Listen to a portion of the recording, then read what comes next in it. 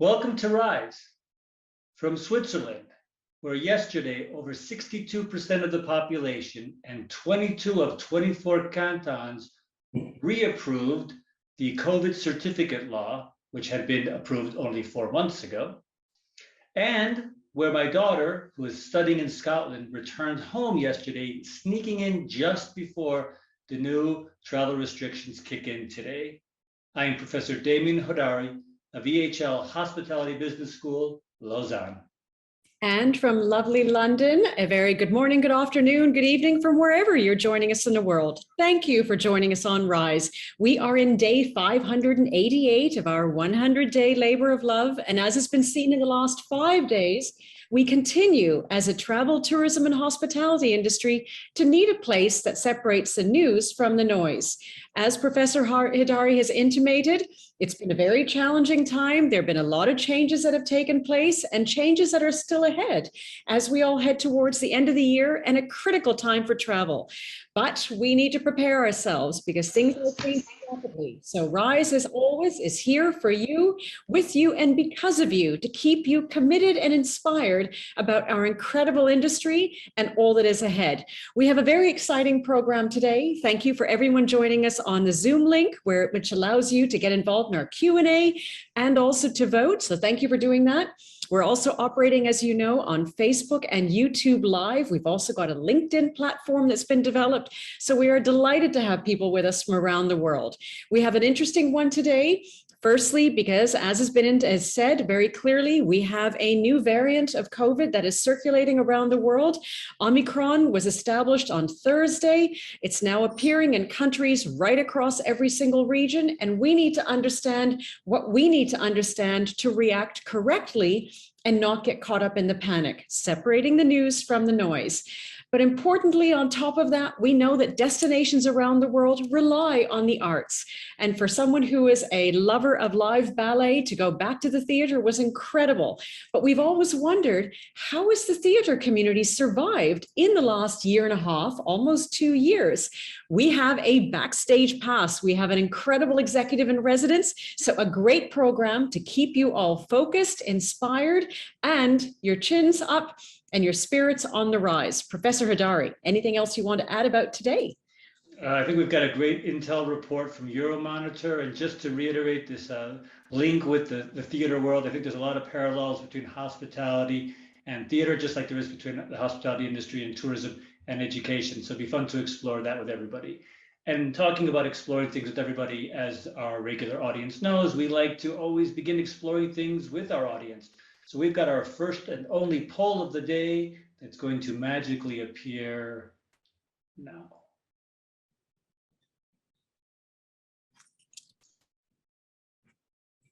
So with the latest news on the new COVID variant, are you considering canceling your end of year travel plans?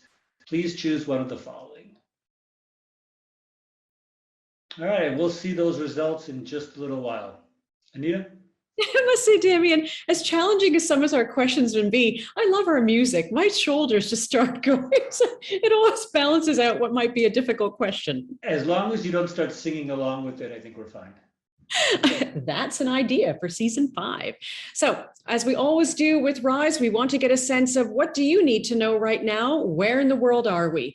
As we've intimated, again, there's been a lot of change in the last 96 hours, but I wanted to go a little bit back before that and give a sense of, again, how do we as the travel and tourism industry get a sense of how is our world changing for the positive and also when it's challenging. We've talked a lot recently about after almost 600 days, Australia started opening up. It was a long time. And what I found very interesting about showing this, and this is why we show it today, Forward Keys is, as we all know, a brilliant source of intelligence when it comes to actual bookings. And what's been important about this one and why we're showing it, it actually depicts as soon as there was a reopening of international travel for people from Australia, the bookings surged. Where is interesting on this? Reason being, we have said on Rise from the very beginning, when people get a chance to travel again, It's going to be heart before holiday. Everyone has missed someone. Me and my team, we've all been separated from hugs with Professor Hodari for almost 600 days. So it's a question of saying, where are people going? And I thought these bookings were very interesting to see immediately the spikes of people in Australia, many who've been locked in for almost 2 years, going across to the UK, going to Singapore, going across to USA. It shows the quickness, the shortness of lead time, and the quickness of response as soon as borders open up. And we'll go into in a later stage what happens when they shut down again. But I thought this was very interesting because from the point of view of planning, whether it's in hospitality, aviation, whatever it might be, my goodness, how difficult is this when decisions are being made so quickly and the surge of demand escalates so rapidly, equally the surge of collapse. I thought I'd share that today. Very interesting. I've got something a little bit, well, quite a bit different. I thought we'd take again a look at the labor issue. This seems to be the only thing everybody wants to talk about in the hospitality, the hotel industry. And we all know that there's a shortage of employees right now. People have not come back to work as we had expected them to at this stage of the crisis of the pandemic.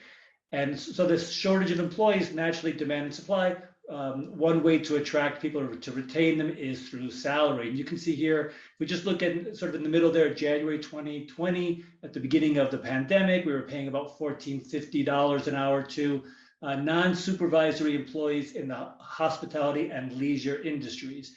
And we're at $16.50 now. So that's about a 15% increase. So it looks like a dramatic increase, but it really still is only a couple dollars more per hour.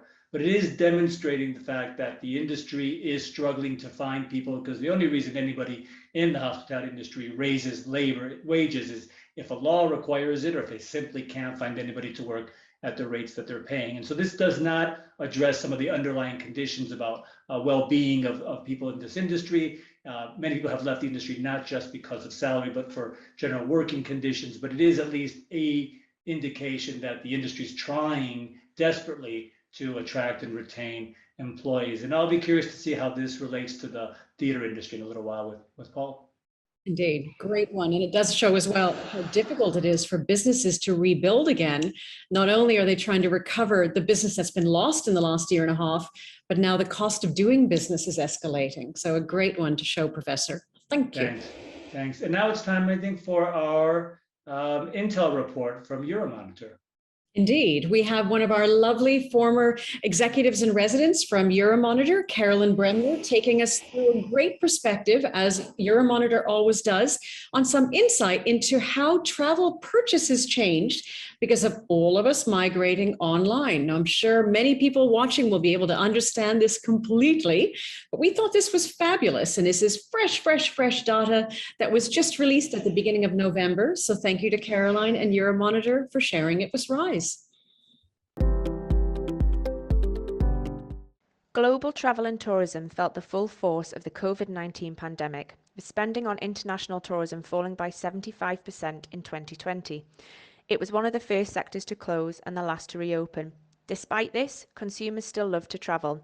Staycations and workations are testament to a pent-up demand to explore and discover new places, cultures, and experiences. This chart, part of Euromonitor's Travel Rewired, Innovation Strategies for a Resilient Recovery report just released 2 weeks ago at World Travel Market 2021, shows world travel sales by channel 2019 to 2026. Interesting to note is that, as we've all seen through our e-commerce behaviour, the pandemic has accelerated digitalisation as businesses pivot online. Mobile travel sales are expected to regain all lost ground by 2022, hitting almost $500 billion. Online travel will continue to grow, accounting for 54% of travel sales in 2021. Importantly, online sales gained 5 years' worth of growth during the pandemic. All of this shows the growing desire for people to not only travel, but put travel decision-making back in their hands.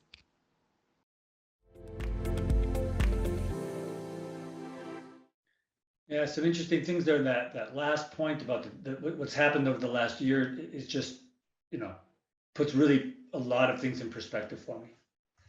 Indeed. All right, we've got some headlines for our audience, as we always do. And I get to go first.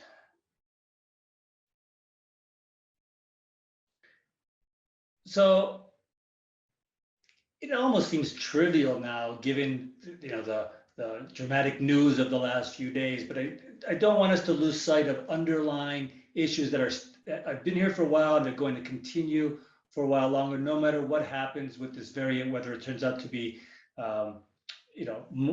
more dangerous or less dangerous or more prevalent or not.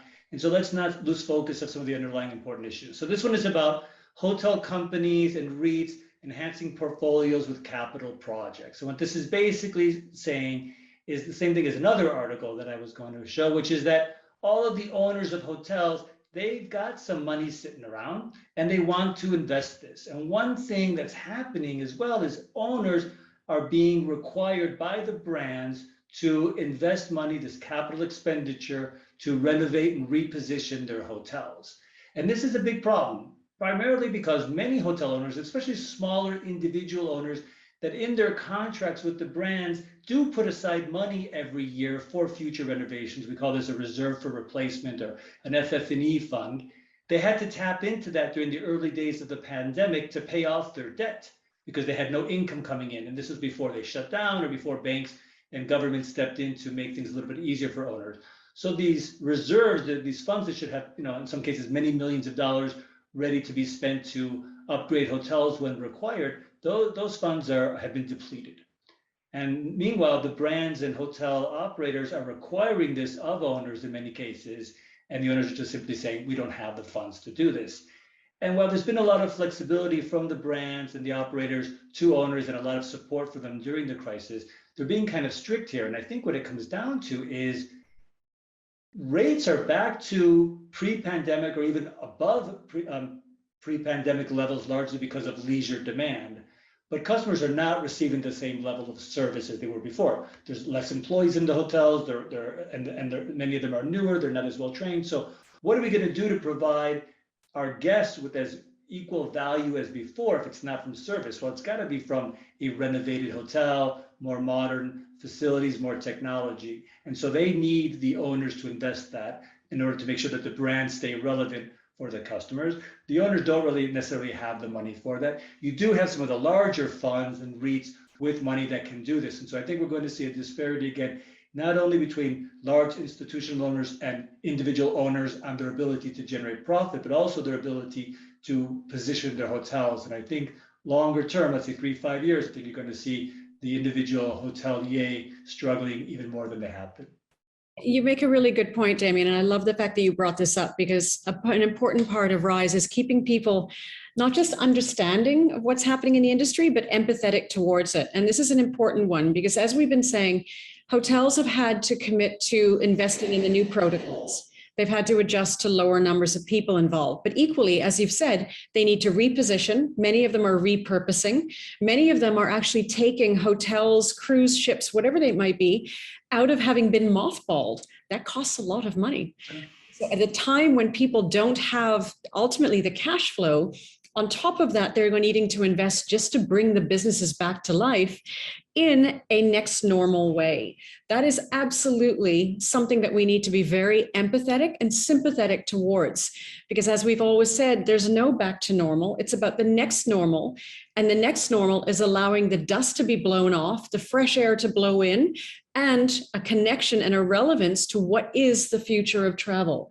It's much more focused on the protocols, it's much more focused on service, and it's much more focused on new needs, with the entire world having shifted in terms of how it engages in hospitality and travel. So this is a really important one to make sure we all don't expect the doors to just open up again and we continue as if nothing happened in the last 2 years. Thank you for that.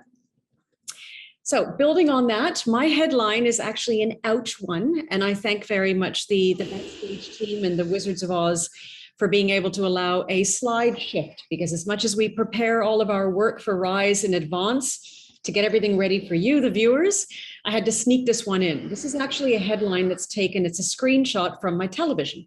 And this is from Friday, when on Thursday night, a new strain of COVID was identified. By Friday morning, we had 7 countries that were red listed by the UK. Now, a red list from the UK, the big issue there is not just the fact that it's a little bit unnerving in terms of are people wanting to travel to the country, but that means that anyone traveling from these countries back to the UK, like I did back in early April, faces 10 days of hotel quarantine, 10 days in a government facility with little brown boxes of meals 3 times a day at the cost of, at that time, £1,750 sterling cost to the passenger. What the point of this was that on Thursday, the strain was identified. On Friday, red listings occurred, which is ultimately black listings. We also have in the corner, which is teeny tiny, so I apologize for the eye test, an indicator of how stocks in the travel industry dropped double digit. So whether it's airlines or cruises, how they plummeted, and yet pharmaceutical stocks started to rise again. The issue here is not just the red ink, the negatives, the challenges happened. It's the speed. It's the speed at which governments are reacting to a challenge and a fear.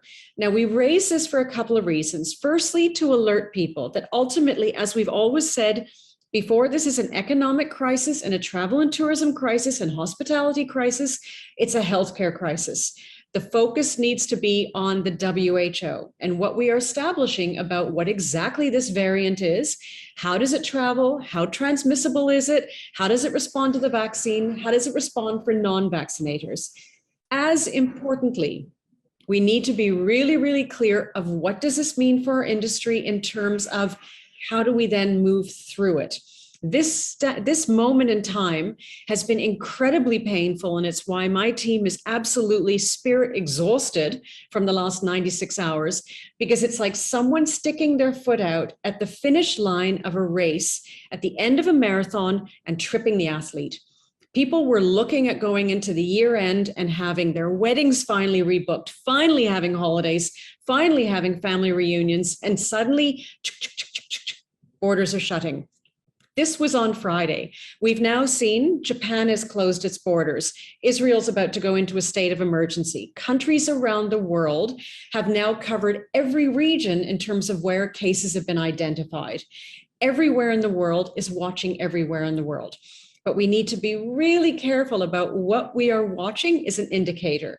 So I, who am due to be traveling to Cape Town on the 10th of December until middle of January, I have no idea if I'm traveling. It doesn't help me to contact the airline to ask them. They don't know yet. They're focusing on the immediate. So as the WHO starts looking at what exactly this means, we all need to make sure we're looking at the right analysis. But my point being, this shows how almost 2 years into a global pandemic, the world is still extremely, extremely cautious. We've seen Christmas markets in Germany being shut down even before this happened. We've seen, as a result, travelers that are on Christmas tours, whether it's Kentucky, Trafalgar, Uniworld, whatever it is, having to now get back home again. This is a really scary case of deja vu to Q2 2020. All we're saying is, please, everyone, stay calm, stay focused, stay supportive, stay empathetic, and stay hopeful, because we will get through this. There will be another variant in the future. We will continue as the world to move through it. We just need to make sure we react by staying centered in the eye of the storm. Professor, anything you want to add to that? I mean, I have a question for you. We debated, I think on the last episode, we talked a little bit about whether our industry has done enough to prepare for a future pandemic, but let's look at it in terms of a future variant. Are we overreacting, or are we being more proactive, doing things quicker? Have we learned from the previous variants and lockdowns that we need to act quickly and know what's going on before we can relax? Or are we overreacting? I mean, I don't think we can actually answer it because we don't know the degree to the and seriousness of this variant. And so I've had a lot of students talking to them today, wondering if they should leave, if they should stay here, should they go home for the holidays? What if they can't come back to school? Are we going to classes go back online? And nobody knows. And I'm just wondering, what you think about this reaction versus overreaction. It's such an important point.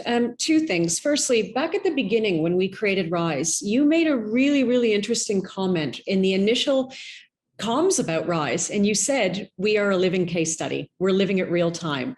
You wrote that, and it was a brilliant point, and it's increased in its importance, Professor, in terms of what it means. There is no case study. We are the case study. So to your point, we're all living this, and your grandchildren are going to be the ones who will look back to when Grandpa Hodari was actually living this time. This is what they learned. So to your point, I idealistically believe people are making the best judgment calls they can based on what they know. The question is, do we know what is important to make decisions on? Is it based on what people are saying and seeing, or is it the data? There is so much not yet known about this variant. The overreaction, the quick reaction, the whatever we want to call it, the speed of reaction with this new variant, with Omicron being identified and suddenly, again, immediately red lists, closures, panic. It goes back very much to Delta. When Delta was identified in India, there was a time lag between when Delta started to spread, which was then the Indian variant, and we've learned now, stop calling it by the country names because it unnecessarily prejudices a nation. And quite honestly, a country that has the scientific expertise to identify a new strain and call it out should be celebrated, not cursed. So Delta was identified, but the containment efforts of it were delayed. As a result, it spread at a higher rate than anyone would have hoped for and caused more damage than anyone anticipated. The pendulum has swung. So from the experience of the delay in Delta, there's been a speed of response in terms of Omicron. That's the important thing about it. Somewhere in between there is the right timing. What is vital is that when a new strain is identified, which will happen again, it needs to be identified, and the scientific community needs to be allowed to do their jobs, but with the right communication lines to communicate it out to who they need to mobilize the global medical community. The WHO, like for instance in the US, when we have hurricane season, the hurricanes are already pre-named. So the next one already has a next name. The speed of naming is vital. So if we look at Omicron from Thursday afternoon in South Africa until Friday, late Friday, when it was named, that 36 hours ultimately became about a strain that was identified in South Africa, that was named in South Africa. Sadly, that was the reference point. Naming them quickly, agnostically is absolutely vital so that the people ultimately, again, with the expertise and the courage to identify it, are able to, so that the world is safe, rather than penalizing a part of the world that it happened to have been identified in. So to your point, the overreaction is, I believe, a lot of muscle memory, that there have been leaders who have just been fearful of not wanting to have the Delta example replicated now with Omicron. So it's really interesting. What's also very important about this, we are seeing a lot of the transmission is about spread. In my heart, my concern is that vaccine focus is now going on booster shots, yet there's a huge part of the world that hasn't yet had full vaccination, full round. We need to make sure that vaccination production can be put in place so that the entire world baseline of vaccination of those who want to be vaccinated can be supplied, and then move everyone safely forward. Because as long as we have large parts of the world unvaccinated, the risk of transmission is escalated dramatically. So long answer to your question, my apologies, but hopefully that gives some context. And that's all the time we've got for today. All right, so on that note, I'm going to hand it over to a man who is very much a loved contributor to RISE. He is a very dearly loved colleague of mine from CNN, and he's given us a great little video to show that even us in the travel, tourism, and hospitality industry, people like you and me, Professor, who love our industry, sometimes not just talking about hospitality is important, but actually being the tourists and being able to enjoy parts of the world where hospitality is at their heart. Excellent. Hello. I've spent long enough telling everybody else the importance of getting away, having a break, a mental easing up, if you will, after all we've been through. So finally I've decided to take my own advice, and Chris and I have come to Phuket in Thailand on our delayed honeymoon. A rest, a break, a chance to get away from it all, but still a chance to make some observations. Thailand is just opening up after its long lockdown, and tourist numbers are starting to return. They've got an interesting, slightly complicated, but will get easier Thailand Pass system to ensure safety for those who live here and for tourists alike. We managed to negotiate it without too many problems. What is clear is that Thailand and all the countries that rely on tourism are desperate that we do visit soon. I thought that was great. It's just a very human perspective of why we all need to make sure that however we do it, we take a break and we feed those tourism countries. I hope people can keep traveling over the next few months. It's incredible the number of people who've contacted me, and I am not a travel expert, as you know, asking should they cancel their trip, should they be rebooking, what are the airlines and hotels going to do? I don't know, and I don't think they know. All right, let's see what our audience knows, or at least what they think, and with the answer to our first poll. All right, Anita, I never made any plans. Wow. See, interesting, right? People are still, I guess it's people are still suspicious and waiting as opposed to not wanting to travel. It's such an interesting one because we've been saying for so long, Professor, that why bother is going to be a really big part of the future of travel. That for a lot of people, the risk, the cost, the frustration, why bother? That's quite. Thank you for everyone who contributed, because that honesty of response says a lot. So thank you for that. And it's time now for our executive in residence, Anita. Indeed, and appropriately, we need a drum roll because we have a very special. As I said, I'm one who loves going to the theatre, and I was so excited last year when particularly the Royal Opera House in London opened up. But what was amazing, aside from being in the theatre, was when you could feel the applause of the audience, you could feel how it fed the performers who've been on their own and haven't had that food for so long. And for the audience, how good it was to be back together again, even if we were all masked up. So we wanted to get a sense of, goodness me, the theatre community is such an important part of our industry. How did they survive? And we found the perfect person who's going to give us, again, the backstage pass to understand how did the theatre community, especially in London, a global city that is so important in terms of understanding the value of people coming here to go to theatre, whether it's in London, whether it's in Richmond, whether it's in Stratford-upon-Avon, wherever it might be. Very exciting. So we welcome to the Rise stage Paul Miller. He's the artistic director for the Orange Tree Theatre in London, England, and he's the winner of the Best Artistic Director of the Off West End Awards. So, Paul, welcome to the stage, sir. Thank you very much. Thank you for having me. Yeah, welcome, Paul. I guess I'm going to start with my question. I know Anita's got questions as well. I want to establish this link between the relationship or similarities or not between hospitality, tourism, and theater. And so we've lost a lot of employees in our industry who were laid off or furloughed during the early stages of the pandemic, and then realized during it that, you know what, there's better things out there. There are better paying jobs with better conditions, companies that might treat them better in many cases. And so they've left the industry. There's been plenty of jobs in other industries, Amazon, hiring everywhere. And I'm wondering if you've seen anything similar in your industry in terms of the employees' relationship to the industry and to the establishments that employ them. Absolutely. What's happened in this country is the government did one absolutely amazing thing for the theatre industry, which was the Cultural Recovery Fund, which is a £1.57 billion fund specifically to support all the cultural organisations that needed it to survive. So this was a complete game changer because last summer, many of us thought we would simply not survive at all as businesses. So that was extraordinary.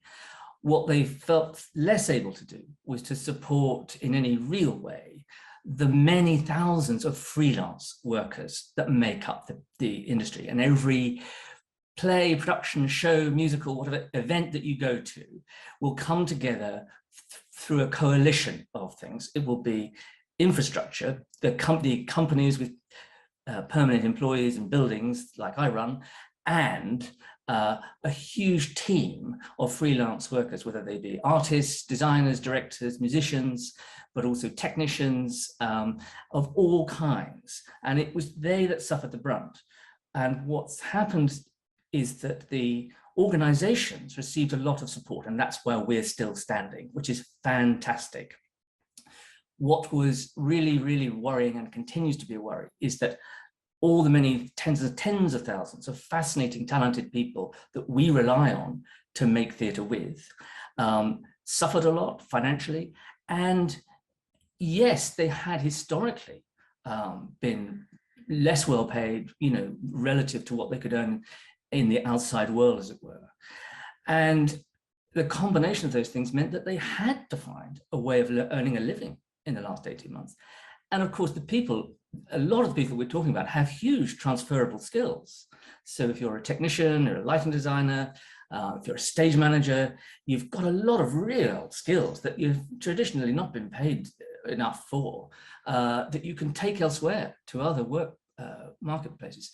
And so that's what's happened, is that people perhaps have either decided to leave our industry completely because of that historic feeling that it wasn't going to work out for them anyway, and now they're under huge pressure, or they've temporarily taken other work, other kinds of work, which now leaves them in a bind because the theatre is coming back. We've got jobs to offer and things we want to work with people on. And just the other day was a classic example of a really brilliant lighting designer that we know took himself off to do a job in a completely different business, was lucky enough to get a full-time job. He's now in a bind. We want him to do a play, but to do so, you'd have to give up a permanent job. What does he do? So that's just one example of sort of millions of examples that we're finding. So that we're, it may have been naive of us to think, well, look, this is all terrible, but once we get back as employers, and thank God, here we are, we're still alive, we're still in business, great, we've got a lot of work to offer people. Suddenly, it's not exactly that they're not there, it's that people have had to find other things to do. And so we're in a more complicated position than we thought we were going to be. Let me ask you a quick follow-up. So do you think the industry, you mentioned we were maybe perhaps naive, which I think is the same thing that happened in the hospitality industry. How is your industry changing, or how will it change to address this going forward, or is there no clear path forward yet? Well, let's have the good news first, right? Human beings' desire to gather together and have stories enacted by them, for them, in front of them, is absolutely primal and is not going anywhere. It's a thousands of years old art form that is deeply rooted in being a human being. So the theatre will survive. The logistics of it as a business now probably mean that, quite rightly, people need to be better treated and better paid. And we've already, when we've come back, even though we've come back in quite a limited, in some ways quite compromised form, which I can go into, we've already made changes in the way we work with people, the hours we expect people to work, etc. And I think those adjustments will go on as we sort of really begin to learn what the lessons are. I think there was a feeling in my business, and I don't know about anybody else perhaps, but that while the lockdowns were happening, we were all learning the lessons, and that when we came back, those lessons would have been learned. I think it's not as simple as that. I think we're on a long, long process, and I think lessons are only now beginning to be learned, and I think it's going to be a process. It's a great point you make, Paul, because then it goes back to what we were saying earlier about the impact on travel and tourism with the new variant, that when you hear people say we need to learn to live with COVID, we need to live with it, but we need to learn. And so 2 years later, we shouldn't be reacting so quickly because we haven't learned. Question for you, though, because I remember when my guilty pleasure, British Vogue, when I get a chance to just curl up and switch off and not think of anything else in the world. And Dame Judi Dench did an interview middle of last year, and she was saying that she didn't think, it was in British Vogue, it was brilliant, and she said she didn't think she'd be alive when British theatre reopened. And that was quite, wow. I mean, that was haunting. Can you give us just a sense of, because we all have our favorite theaters, we all have our favorite elements. And to your point, I think the people who go to see the arts have a heightened appreciation for the artists and the opportunity to go now. As much as we can see it on Netflix, on BBC, on whatever, it's not the same as being there. Can you give us a sense of scale of, as an example, the operating world you live in? How many people are we talking about in terms of those that were affected, the community size of the arts community, the number of theaters, et cetera, just to give some sensitization of scale that we're talking about? Yeah, so one of the symptoms of the problem about how to focus on freelancers is that there's never been a sort of agreed measure of who those people are, because people often have what they call portfolio careers. They might spend part of the time across the year working in the theatre and part not. But it does run to hundreds of thousands of people, and certainly upwards of 1,000 organisations have been saved by the Cultural Recovery Fund. So we are a big business, and I think one of the things that the fund, why this fund was the size it was, is because the government can understand that though we may be thought to be on the entertainment end of things and thus maybe not a priority to some people, we are a big industry and we bring in a lot in VAT on ticket sales alone. So the wider cultural industry, I'm pleased to see that the government really does know how incredibly important it is. And of course, if for no other reason, then it is a generative industry for all hospitality industries. So hotels and restaurants and bars around theatre districts that rely on things happening on stage. And so I think the government got that at a big level. So that's why we're all here, because they understand that it's a big business. And it's interesting you say that, because I'm right around the corner from Victoria Theatre, where Hamilton is. And you could feel the disappointment with the closures and the excitement when it opened up again. And I think that's where, to your point, it's people often forget just how much happens behind the velvet curtain that we forget about. But as you say, people had to make choices out of survival. In hindsight, we can look back, but at the time, no one had a clue what was going to be happening. Yeah. The feeling at the moment in London is that there's a sort of a lot of contradictory things going on. And one of them is, it looks as if the public, if we can generalize about the public in any way, are prepared to take the risk to go to see and spend a lot of money on one piece of event theatre that will be pure entertainment, and they're prepared to sit in a big theatre for that to happen. But there's a lot of evidence that the kind of serious theatre going, where it's a sort of year-round commitment and you go several times a week and you don't necessarily expect to love everything, but you're sort of committed to it as an art form, that habit has been broken at the moment. And so a lot of what theatre making in London is about is trying to think how we re-establish that habit, and how we address one of the many contradictions coming out of the pandemic, assuming we are coming out of it, which is, yes, people on the one hand want pure entertainment. There's a lot of people that want to go to one big thing that is pure entertainment, but there's an equally strong feeling from both within the business and I think theatre goers that theatre needs to address the world with a new seriousness. We've learned a lot about ourselves, I think, funnily enough. I'm loath to acknowledge any good side to this pandemic. However, one phenomenon is, I do think that a lot more people know a lot more now about how different people live. And there is a strong desire for the theatre to reflect that and examine that. And so I don't think yet the theatre has quite got into its stride in terms of A, re-establishing audience confidence in coming at all, but B, how to get the right blend of the need for entertainment, but the need to see life with a new seriousness. And I think on top of that, and just before I hand it back to Professor Hodari, you mentioned something about, so particularly the fund and the amount that was put into it. The equity of the theatre community and the theatre offering to the tourism industry and hospitality industry, I think, is finally now appreciated, because it also, not only does it create, I mean, the West End is a sub-brand of London. Broadway is a sub-brand of New York City. That's a part of the proposition. It also allows for repeat visitation, which is critical to get that momentum going. But I think that's where, like with every crisis, it's provided an X-ray on the ecosystem of a destination.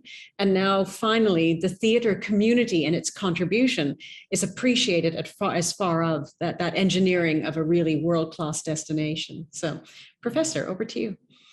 Yeah, I think we should probably switch over to our audience questions. I just wanted to say, when you were mentioning this about the theater goer maybe doing the one big event, the one big theater event, but not the regular commitment, it reminded me a little bit about travel and saying leisure demand right now is, I'm going to go on this big trip right now and just let my, unwind and really enjoy that. But the business traveler who was traveling 2 or 3 times a week will no longer commit to that. They may go to a big event that they need to, or a very big client, but they're not going to commit to regular travel. So I guess just another parallel and similarity between the industries.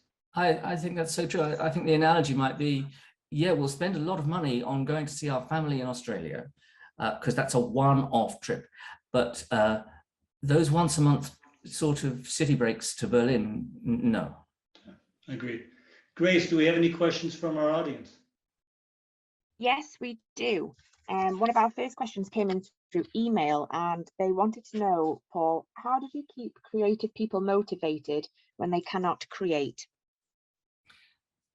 It was incredibly difficult because last summer, the more we were finding out about the pandemic, about the disease, the more it seemed directly, I took it very personally. It seemed like directly aimed at everything I'd devoted my entire life to, which is gathering people together in rooms to tell stories to each other. And I run a very small theatre with 180 seats in the round. And one of its great selling points has always been, you're in the room together. And that suddenly went from being an incredibly exciting thing to being literally dangerous to your health. And so part of what we've had to do is to reconnect with people and prove how fundamentally safe our building is, which it is. It's properly ventilated, and we've done all sorts of things to do with social distancing, masking, etc. Many, many mitigating factors. But it's the same thing with audiences as with artists. We're all taking baby steps again, a little bit like learning to walk as a child again. And I found that when I came back into rehearsals, we started up again in May. And so I was rehearsing in April when we were rehearsing while the lockdown was still in place, ready to open when it was scheduled to reopen. And we were all distanced in the room, in a rehearsal room with masks, etc., etc. And after, just over a year at that point of not doing it, it really felt very awkward. There wasn't a sort of, we were delighted to be doing it, but everyone said the same thing at the end of the day, like, do I remember how to do this at all? Why? And by the way, why am I absolutely exhausted? So I think we've all been through a lot, and I can only speak for the people in my line of work. But whether we've survived or not, financially or not, I think we've all gone through a trauma. And I think that's sometimes not acknowledged enough. And I think it's going to take quite a time for that to heal itself into, I think you're right, whatever the now normal is. So it's a long process. Now we were able, because we were supported financially, we were able to experiment in a way that we'd not done before, which is that we live streamed performances from the theatre without an audience. So way back in February, when everything was very, very locked down, we were able to produce 6 short new plays on the themes of inside and outside, which we live streamed from the theatre without any live audience there. And so that was a first for us, and it kept us in touch, and it enabled us to work with quite a number of artists to make that happen. So that was exciting at a rather grim moment. Interesting. Yeah, very, again, parallels to our industry in terms of even hotels, companies creating virtual travel experiences for people so they would not lose touch with the desire to travel and still be able to see new places just in a virtual way. Not the same thing, but a way to keep people engaged. Grace, let's take another question. Yes, we've had a question come in from Steve, one of our regular viewers, and he says, the world of theatre lost a giant this past weekend. Does the London theatre community have any plans to celebrate the contributions of Mr. Sondheim? A giant indeed, you know, who worked a lot. His productions, he had a lot of productions in London consistently over the years, and so many of my colleagues have worked in some cases very closely with him. So there's quite a personal feeling of loss around at the moment because of Sondheim. I am absolutely sure there will be enormous celebrations of his life and work to come once that feels a little bit more possible, because he was, you know, quite rightly revered in this town, and so many people have very, very personal reasons to be grateful to him, and he and his work changed lives. So I don't doubt there will be great celebrations of the life and work in due course.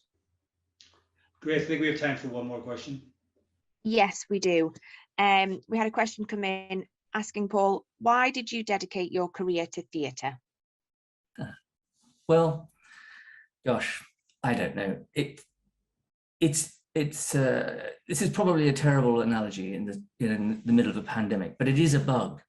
And I think once you catch it like I did as a teenager, the fact that you could both do it like I was doing it at school, and when I worked out that you could go to see plays and managed to work out how to do that, unfortunately, there was just no way back. Now, fortunately or unfortunately for me personally, when I was 16 and was in a school play, I've been going to London to see plays. I've been acting, but I realized that directing was the thing to do, because you were not at the top of a pyramid of power, as some people perceive it, but that you were at the center of everything.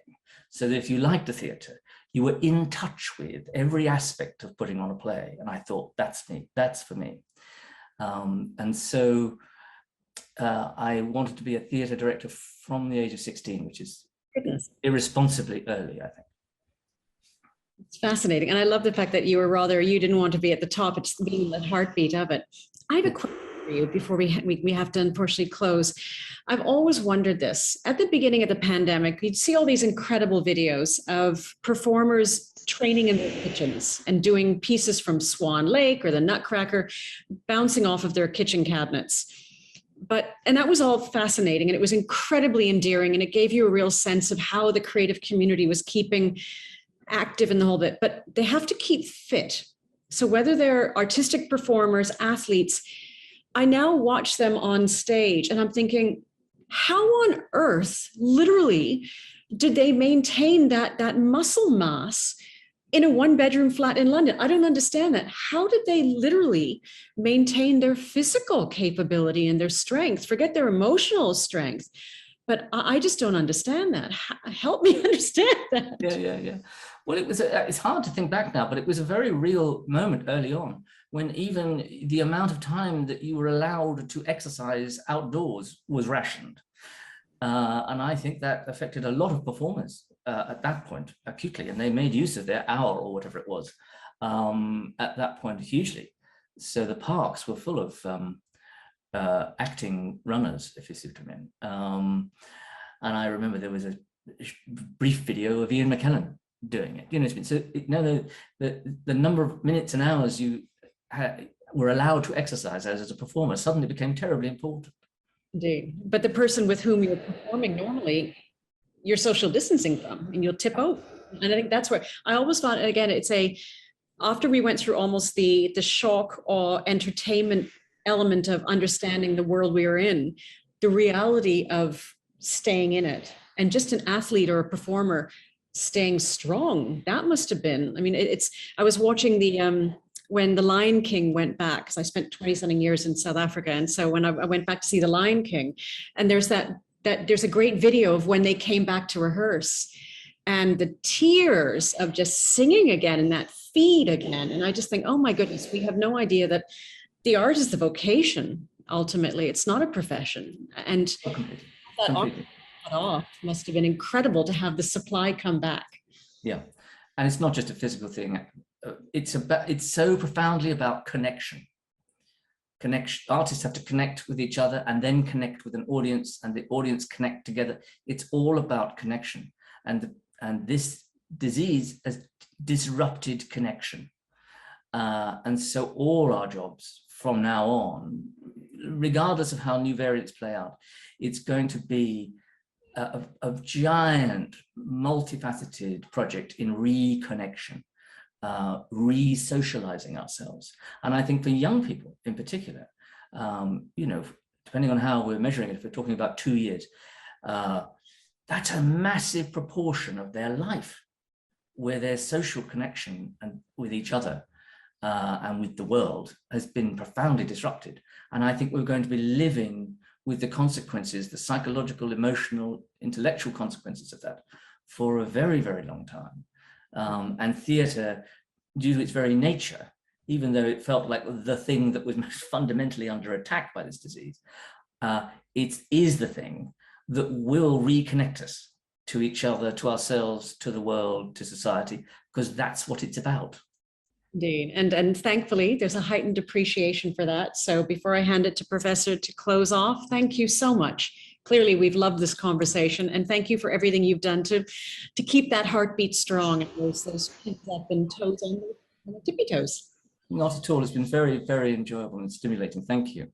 Yeah, thank you, Paul. And I think it was really important to see the similarities and some differences across the industries. And I think for our audience that are so tourism and hospitality focused, to branch out a little bit and get a perspective on another industry and how this has affected it and its staffing and customers, and see the parallels has been really useful for everybody. So thank you so much for that. And, you know, good luck going forward with your shows, and hopefully we'll be able to attend one of those, maybe the one that you give a leading role to Anita in the future. We'd love to come and see that. Okay. Splendid. I look forward to that. Okay. Thank you. Well, thank you very much. Bye-bye. You know, one thing, Anita, I was thinking was, I don't know what percentage of hospitality employees are out of work or struggling actors. I mean, if you go to New York or LA, it's a big percentage. So given what's happening in the hospitality industry, of saying people don't want to work in this field anymore, but then the struggles that this industry has been having, I'm wondering if they're doubling down and saying, I'm no longer going to work in this industry, and I'm no longer going to work in hospitality, or if hospitality is becoming maybe even more attractive to them because it's been a little bit easier to find work there, right? Just it's funny to say that though, because I went recently with some girlfriends to a place in Soho, and it's a club where you go dancing, and the bar men and women are actually West End performers. So suddenly the person who's handed me a glass of champagne jumps up on this small table and breaks into a cover of Beyonce. It's fascinating, and their voices are amazing, but there is a symbiotic relationship there. You're absolutely right. Okay, and Grace is subtly hinting that it's time for Total Knockout. Grace, what are we debating today?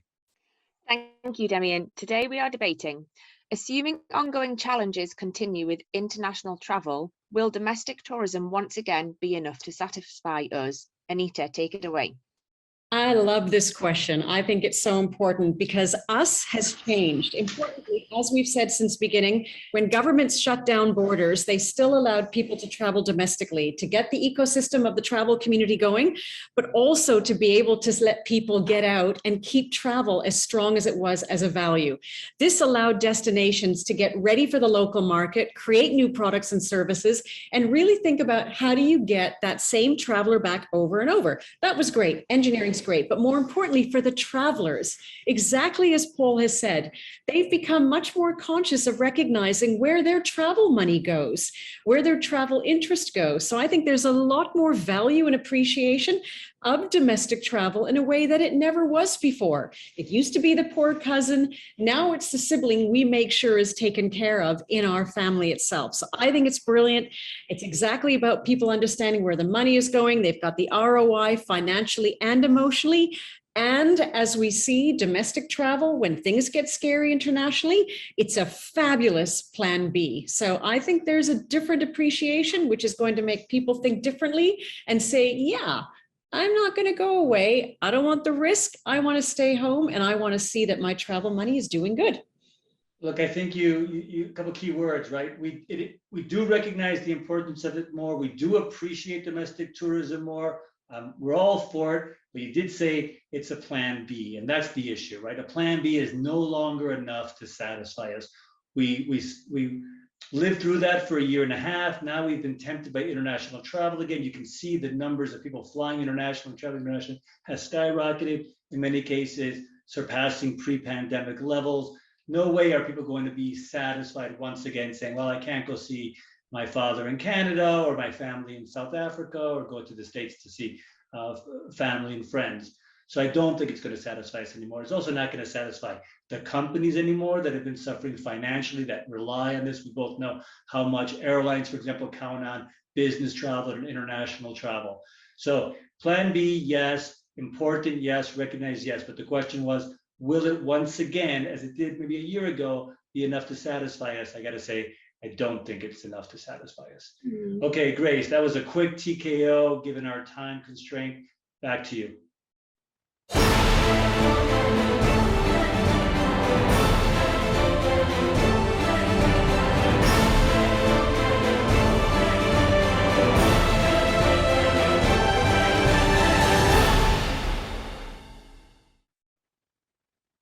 Okay, ladies and gentlemen, your time to vote. Do you agree with Anita that us has changed? We need to keep travel strong as a value, and for travellers, they've become much more conscious of where their money goes. It is a fabulous plan B. Or do you agree with Demian that we do recognise and appreciate more, but plan B is not enough to satisfy us? We can't see family and friends internationally, and it's not enough to satisfy companies that do rely on international travel. All right, let's see those results.